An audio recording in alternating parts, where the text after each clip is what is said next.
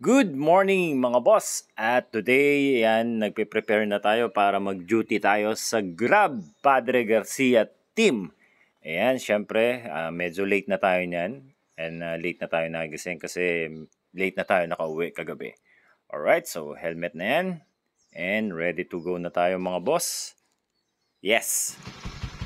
At syempre, yan si Pokpok, ready na rin and binuhay na natin yan nung nagbibihis pa lang tayo para mainit na yung makina niyan. Maganda ang panahon today at siguradong babad na naman tayo sa init ng araw. Yan, ready na tayo. And syempre bago tayo dumiretso sa duty natin, nagpunta muna tayo sa bilihan ng tubig kasi sabi ni Mrs. ay wala ng tubig si Bebe.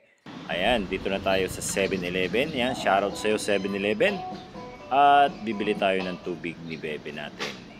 So wala yung malaki and binili na lang natin is yung dalawang maliit na tubig. Yan, ready na tayo.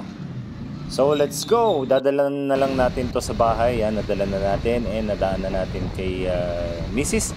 So pupunta na tayo sa Padre Garcia, Batangas para mag-duty. And yan, kita nyo naman. Fresh na fresh. So yun, dito na tayo sa tambayan. Alright. Isa to sa mga tambayan namin dito sa Garcia. So, kasi pag malapit tayo sa McDo at saka sa Jollibee ngayon is minsan hindi tayo pinapasukan ng booking. So, nalayo tayo sa merchant.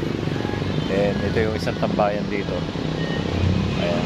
And kahapon, naroon ako kahapon doon sa may bakery. Doon ako tumambay kahapon. So, napasok sa akin doon sa McDo ng booking. So, 8 booking agad ako kahapon. Doon lang sa McDonald's lang lahat yun. And so, dito naman, ang napasok dito is Jollibee and other merchant doon sa pinakabayan. Right, so mag-abang tayo. And I hope maraming booking ngayon. At yun, meron tayo ng booking. And syempre, Jollibee. Alright, dito tayo sa Riders Hub. So, balik paano ko na to? Patatlo ko ng booking to. Pamula nung pumasok tayo kanina. Ang dami! So, pang-limang booking natin. Alright. Yan, nilakad na natin. Doon natin kinuha. So, nilakad na lang natin kasi ikot pa rin tayo. Walking distance lang naman. Alright.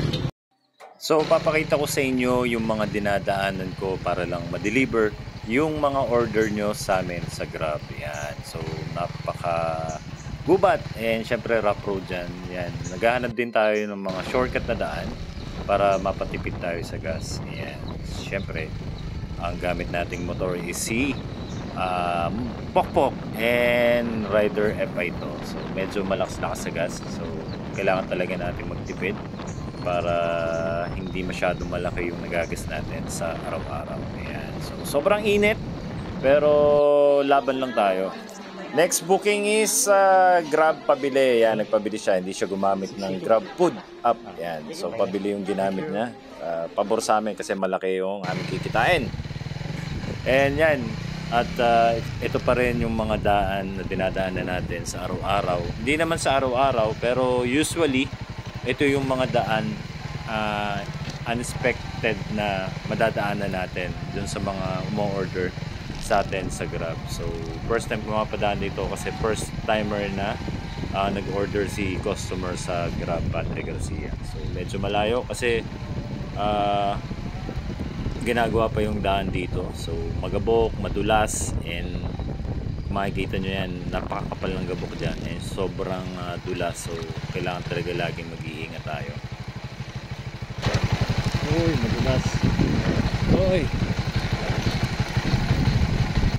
So, kung yung mapansin nyo, muntik na tayo mag-slide doon kasi pababa siya and preno natin is nag-stop. So, nag-slide tayo doon. So, pagkatapos naman nun, diversion road, yan, going na uli sa Bawe, Padre Garcia. So, pauwi na tayo, babalik tayo dun sa tambayan. So, makikita nyo yung dinadaanan natin. Okay naman yung daan, nakaka-relax din naman yung dinadaanan natin. Nature, yan, diba? So, napakagandang daan ito. Pag ito ay natapos, syempre maraming salamat sa nakaisip ng daang to. So yan, gabi na. And ito na yung ating last booking. Yan. So naka 3 holes tayo dyan. 3 butas kung tawagin namin. And meron tayong incentive na 350 pesos. Yan, maraming salamat. And nandito na tayo sa atin sa bahay. It's around 11:30 in the evening. Yan, si Pokpok. And pahinga na si Pokpok. And bukas uli. And don't forget to like, follow, and share ng ating mga video. Maraming salamat. Keep safe. God bless. And to God be all the glory. Bye-bye.